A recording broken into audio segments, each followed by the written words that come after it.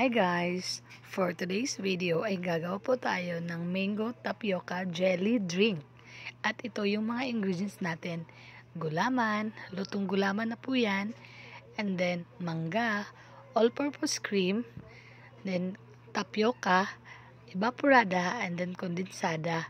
Yung ano po natin, yung condensed natin is dalawang flavor. Yung isa po is mango flavor. Para mas mangingibabaw talaga yung lasa ng mangga. First step po natin is haluin po natin lahat ng mga wet ingredients or lahat ng mga yung gatas, all-purpose cream, at saka yung condensed milk.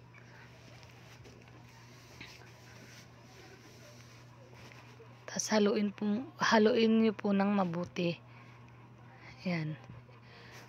Bali yung gamit ko po is dalawang all-purpose cream lang po, then tatlong evaporada, and then dalawang kondensada po. Ayan, madali lang po yung madali lang pong gawin yung natin, yung mango tapioca jelly drink. Mas marami po yung ibap kasi hindi po siya yung pang dessert talaga. Kasi ito yung mango tapioca jelly drink, yung maiinom natin para hindi siya masyadong matamis. Ayan.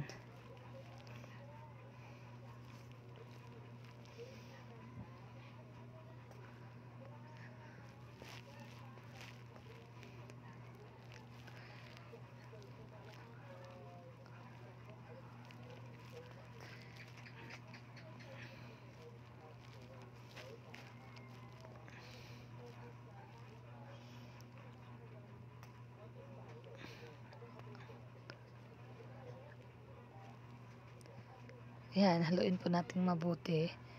And then, lagyan po natin ng 1 tablespoon of vanilla essence para mas madagdag sa amoy, para mas mabango pa siya.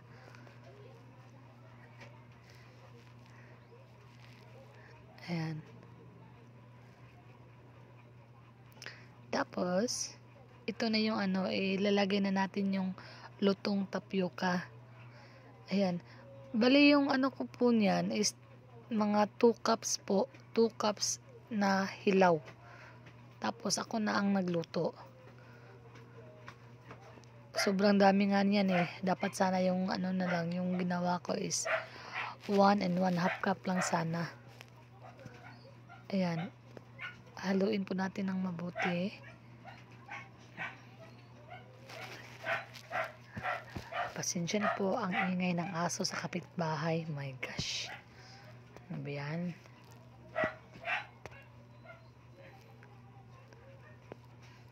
Tapos, iset aside muna natin at i-slice natin yung mangga. Yan. Bali yung 4 pieces ng mangga po yung binili ko. Bali 1 kilo po niya. Tapos slice mo natin. Yung buto po is huwag niyo pong itapon kasi natin yan. Imamash pa natin yan para makuha pa natin yung mga syrup or gagawin natin mango syrup para walang sayang. Mahal ng kilo ng mangga ngayon eh. Kaya syempre, ayan, slice po natin siya cubes na maliliit.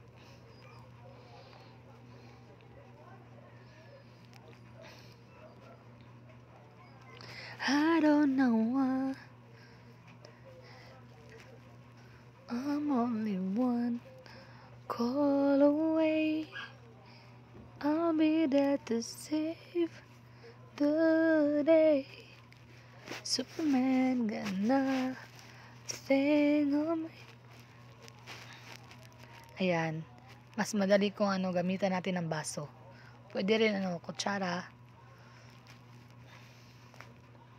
Pang mabilisan.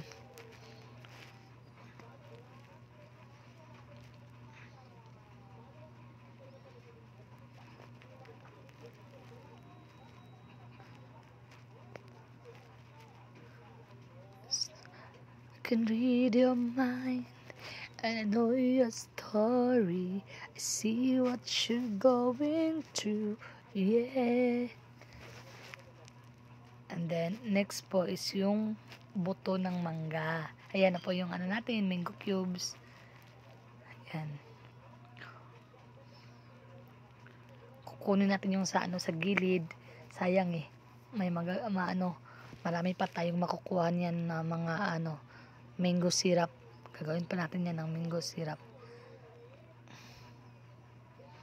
Ayan. Sayang, dami pa.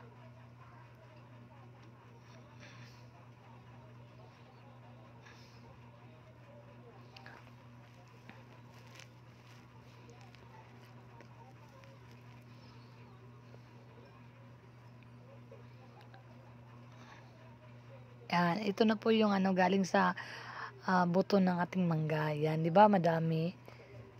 Ihalo po natin yan sa sa kasama dun sa mga gatas sa mixture natin.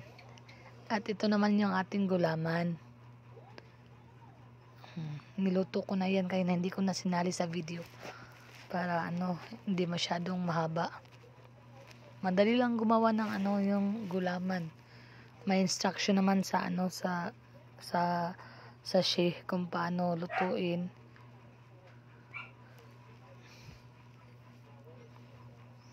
Yung flavor pala ay yung gulaman ko pala is mango din, mango flavor. Tapos nilagyan ko na lang ng kaunting mango flavor syrup and then sugar. Para medyo siya matamis-tamis.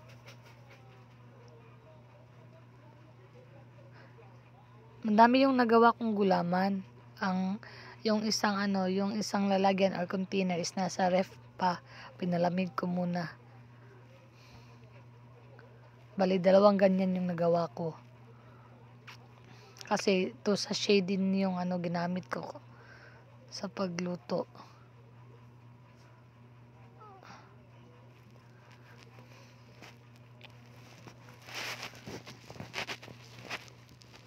Ayan na.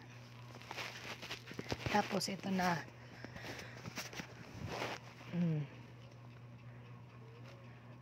Yung mango syrup na nakuha natin sa buto is hinalo ko na siya dito sa sa mixture ko. Hindi nakita sa video. Ayan.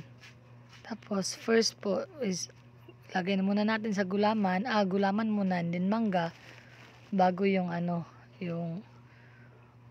yung mixture mixture ang tawag nito. Yung sabaw ba? Ayan. Bali yung lalagyan natin is yan 350 ml po. Yung container natin na nilagyan is 350 ml. Ayan. Gulaman muna and then mangga. Yung gulaman is mga 5 tablespoon po. Tapos yung mangga is mga nasa 3 tablespoon. Guys, pasensya na sa Tagalog ko ha. Bisaya kasi ako medyo matigas yung yung pagtatagalog ko. Ayan na po yung nagawa natin. Ayan, madami po akong nagawa. Nilagay ko po siya sa freezer pero kunti lang po, mga 2 oras para hindi siya ma-freeze. Ayan na. Thank you.